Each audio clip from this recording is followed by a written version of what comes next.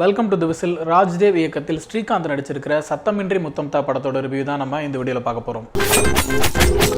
கண்டிப்பா முடிச்சிருச்சு.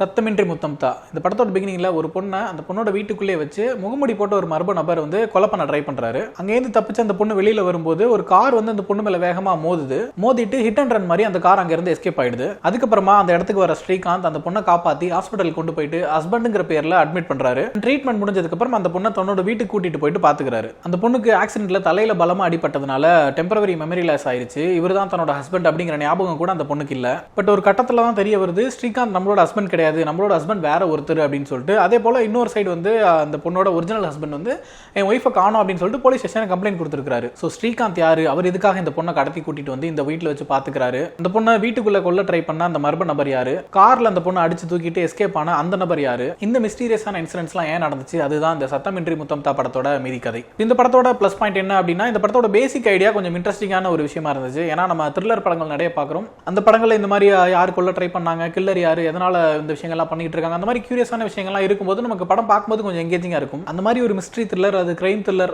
அந்த ஜானருக்கு உண்டான எங்கேஜ்மெண்ட் கொடுக்கறதுக்கான ஸ்கோப் இந்த ஐடியால இருக்கு. அந்த ஸ்கோப்பை கரெக்டா யூட்டிலைஸ் பண்ணி ஒரு இன்ட்ரெஸ்டிங்கான ஸ்கிரீன் பிளேவும் டைரக்ஷனும் கொடுத்துருக்காங்களான்னு கேட்டீங்கன்னா நிச்சயமா இல்லைன்னு தான் சொல்லணும். ஏன்னா இந்த படம் ஆரம்பிச்சு அடுத்தடுத்த சீன்ஸஸ் பார்க்கும்போது கொஞ்சம் இன்ட்ரெஸ்டிங்கா இருந்தாலும் பெரிய சுவாரஸ்யம் இல்லாத திரைக்கதையும் ரொம்ப அமைச்சூரான மேக்கிங்கும் இந்த படத்தை நமக்கு ஒரு இன்ட்ரெஸ்டிங்கான படமா கொடுக்க தவறி இருக்குன்னு சொல்லலாம். பட் ஒரு பாசிட்டிவான விஷயம் என்ன அப்படின்னா, ஸ்ரீகாந்த் ரொம்ப நல்லா நடிச்சிருக்காரு. ஏன்னா அவர் இத்தனை வருஷமா இண்டஸ்ட்ரியில இருக்காரு, நிறைய நல்ல படங்கள்லாம் கொடுத்துருக்காரு. தொடர்ந்து நல்ல படங்கள் தேர்வு பண்ணி நடிச்சிருந்தாருன்னா இன்னைக்கு தமிழ் சினிமால அவரோட இடமே வேற. பல காரணங்களால அவர் அதை மிஸ் பண்ணியிருந்தாலும் இந்த படத்துல ஒரு பக்குவமான நடிப்பை கொடுத்திருக்காரு. அடுத்தது ஹரிஷ் பேரடி, நம்ம தமிழ்ல விக்ரம் வேதா, கைதி மாதிரியான படங்கள்ல நல்ல கேரக்டர்ஸ் பண்ணியிருக்காரு. இவர் ஒரு மலையாளம் ஆர்டிஸ்ட். இப்ப ரீசெண்டா வந்த மோகன்லாலோட மலைக்கோட்டை வாலிபன் படத்துல கூட ஒரு முக்கியமான கேரக்டர் பண்ணியிருந்தாரு. இந்த படத்துலயும் ஒரு நல்ல கேரக்டர் தான். ஒரு போலீஸ் ஆபீசரா வராரு, இந்த கேஸ் எல்லாம் இன்வெஸ்டிகேட் பண்ற ஒரு தர தான் இந்த படத்துல இருக்கிறாரு. அவர் எவ்வளவு நல்ல நடிகரா இருந்தாலும் அவரை நல்லா காட்டுறதுக்கான ஸ்கோப் இந்த கதையில் இல்லையோங்கிற மாதிரி தான் தோணுச்சு. அனானிமஸ் கில்லர் யாரு, அவரை நான் பிடிக்க போறேன் அப்படின்னு சொல்லிட்டு அவர் பிளான் பண்றது, நான் உன்னை பிடிப்பேன் சபதம் விடுறது, சவால் விடுறது, இந்த மாதிரி நிறைய விஷயங்கள் பண்ணிட்டு இருக்காரு. பட் அது எதுவுமே ஸ்கிரீன்ல ஒர்க் அவுட் ஆகலன்னு தான் நம்ம சொல்லணும். ரொம்ப கிளீஷேவான காட்சிகள், வசனங்கள், அமைச்சூரான மேக்கிங், இது எல்லாமே சேர்த்து அந்த காட்சிகளை நமக்கு எந்த வகையிலுமே எங்கேஜ் பண்ற மாதிரி கொடுக்கலன்னு தான் சொல்லணும். அதுலயும் குறிப்பா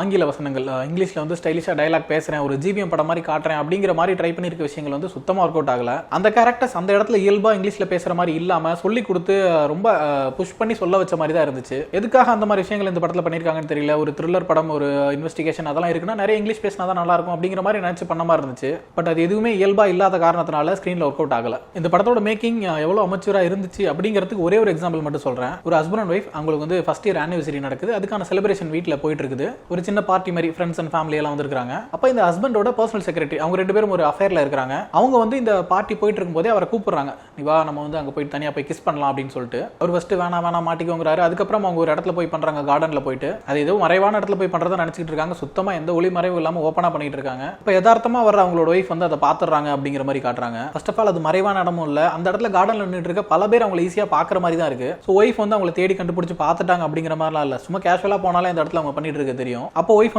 கத்துறாங்க, நீ எனக்கு துரோகம் பண்ணிட்டேன், இப்படி பண்ணிட்டேன்னு சொல்லிட்டு. அவங்க பின்னாடி இருந்துட்டு இருக்க ரிலேஷன்ஸா யாருமே இதுக்கு ரியாக்டே பண்ணல. அவங்க பேசாம குடிச்சிட்டு கேஷுவலா இருக்காங்கன்ற மாதிரி இருந்துச்சு. இந்த மாதிரி பல காட்சிகள் மேக்கிங்கா நம்பும்படியா எடுக்கப்படல. அதே போல செகண்ட் ஹாஃப்ல ஒரு குத்துப்பாட்டு மாதிரியான ஒரு சாங் வருது, ஆண்ட்ரியா பாடி இருக்காங்க, தினேஷ் மாஸ்டர் கோரியோகிராஃபி. பாட்டு என்னமோ நல்லா தான் இருக்கு, பட் அந்த பாட்டுக்கான ஸ்பேஸ் இந்த படத்துக்குள்ள சுத்தமாவே இல்ல. அண்ட் மோர் ஓவர் அந்த மாதிரி பாடல்கள் எல்லாம் சினிமால தவிர்க்க ஆரம்பிச்சு ரொம்பவே நாட்கள் ஆயிருச்சு. மோர் ஓவர் இன்னொரு விஷயம் இந்த படம் பார்க்கும்போது தோணுச்சு. ஏன்னா இந்த படத்துல ஸ்ரீகாந்த் அவரோட கேரக்டர் ஒரு கான்ட்ராக்ட் கில்லர், பெய்டு கில்லர் அப்படிங்கிற மாதிரி வராரு. அவர்கிட்ட யாரையா கொல்லணும்னு சொல்லிட்டு ஒரு அசைன்மெண்ட் கொடுத்தோம்னா பேமெண்ட்டுக்கு ஏற்ற மாதிரி அவங்களை கொண்டுருவாரு. கொல்லப்படுற ஆள் நல்லவனா கெட்டவனாங்கிறது மட்டும் ஒரு டைம் வெரிஃபை பண்ணிப்பாரு. அப்படி இருக்கும்போது ஹீரோயினுக்கு ஒரு பிரச்சனை வருது, அவங்களுக்கு ஒரு குரூப்பால ஆபத்து அப்படிங்கிறப்ப ஸ்ரீகாந்த் அவங்களை ப்ரொடெக்ட் பண்றாரு அப்படிங்கிறதா இந்த படத்தோட ஒன்லைன் மாதிரி இருக்கு. நீங்க ஓவராலா யோசிச்சு பார்த்தா ஜோஷுவா படத்தோட ஒன்லைனுமே இதுதான். அதுலயுமே ஹீரோ ஒரு கான்ட்ராக்ட் கில்லர், நிறைய கொலைகள் பண்ணிட்டு இருக்காரு. ஹீரோயினுக்கு ஒரு ஆபத்து வரும்போது ஹீரோயினை ப்ரொடெக்ட் பண்றதுக்காக போறாரு. இந்த கோஇன்சிடென்ட்ஸ் ஆக்சிடென்டால கூட நடந்திருக்கலாம், நம்ம அதை கம்பேர் பண்ண முடியாது. பட் ஸ்டில் அந்த படம் ஞாபகம் வந்ததுக்காக இந்த ஒரு விஷயத்தை மட்டும் ஷேர் பண்றேன். அண்ட் மோர் ஓவர் இந்த படத்துக்கு சத்தமின்றி முத்தம் தா அப்படின்னு சொல்லிட்டு ஏன் டைட்டில் வச்சாங்கன்னு படம் முழுக்க எங்கேயுமே நமக்கு எந்த க்ளூமே இல்ல. இன்னைக்கு இருக்க சிச்சுவேஷன்ல ஒரு சின்ன படம், நல்ல படம் எடுத்து ஆடியன்ஸ் தியேட்டருக்கு வர வைக்கிறது ரொம்ப கஷ்டமான சிச்சுவேஷனா இருக்கு. டைட்டில் ஆரம்பிச்சு ஸ்கிரீன் பிளே, டயலாக்ஸ், மேக்கிங் எல்லா விஷயங்களுமே ஃபோக்கஸ்டா ஒர்க் பண்ணா மட்டும்தான் ஆடியன்ஸை தியேட்டர் கொண்டு வர முடியும். அப்படியான சிச்சுவேஷன்ஸ்ல இந்த மாதிரி சம்பந்தமே இல்லாத டைட்டில், ரொம்ப போரிங்கான ஸ்கிரீன் பிளே, அமைச்சரான மேக்கிங், இந்த மாதிரி விஷயங்கள்லாம் எந்த வகையிலுமே ஆடியன்ஸ் அட்ராக்ட் பண்ணாது. So this is all about Sathamindri Mutham Tha movie. நீங்க படம் பார்த்துருந்தீங்கன்னா, படம் பார்த்தா உங்களோட ஒப்பீனியன் என்னங்கிறத கமெண்ட்ல சொல்லுங்க.